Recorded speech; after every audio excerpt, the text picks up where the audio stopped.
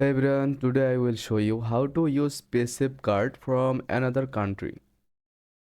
First of all, download a reputable VPN app if you don't have one yet. Popular option include Express a VPN, VPN. If you use Windows, search VPN extension.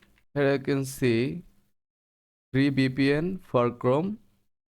Now open the VPN and connect to a server into the country where your Paysafecard is registered. This will allow Paysafecard to recognize your location as the correct one.